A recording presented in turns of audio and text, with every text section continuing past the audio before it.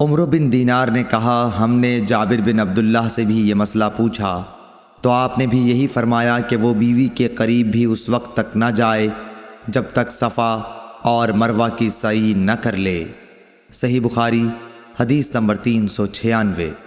Safe بن ابی سلیمان نے کہا کہ میں نے مجاہد سے سنا، انہوں نے کہا کہ ابن عمر کی خدمت میں ایک آدمی آیا اور کہنے لگا، اے لو، یہ رسول اللہ صلی اللہ علیہ وسلم آن پہنچے اور آپ کعبے کے اندر داخل ہو گئے۔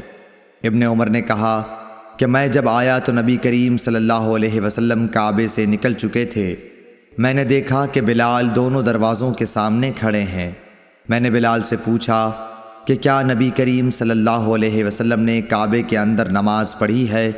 انہوں نے کہا کہ ہاں، 2 رکعت ان 2 ستونوں کے درمیان پڑھی تھی جو کعبے میں داخل ہوتے وقت بائیں طرف واقع ہیں۔ پھر جب باہر تشریف لائے تو کعبے کے سامنے 2 رکعت نماز ادا فرمائی۔ صحیح بخاری حدیث نمبر 397۔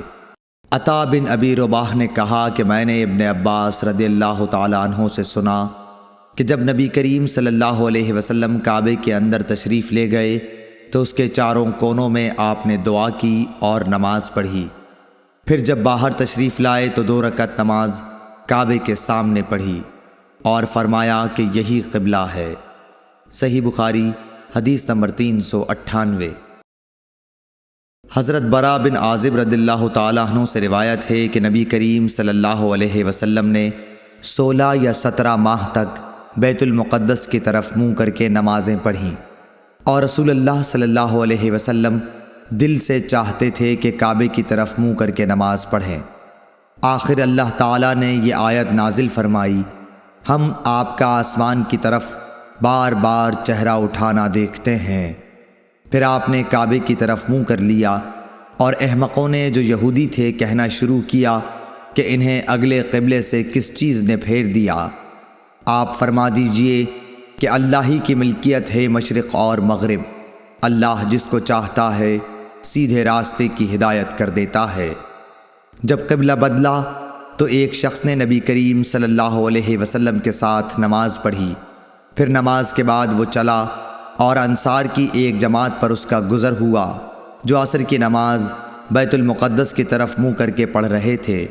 اس شخص نے کہا کہ میں گواہی دیتا ہوں کہ میں نے نبی کریم صلی اللہ علیہ وسلم کے ساتھ وہ نماز پڑھی ہے جس میں آپ نے موجودہ قبلہ کعبے کی طرف منہ کر کے نماز پڑھی ہے۔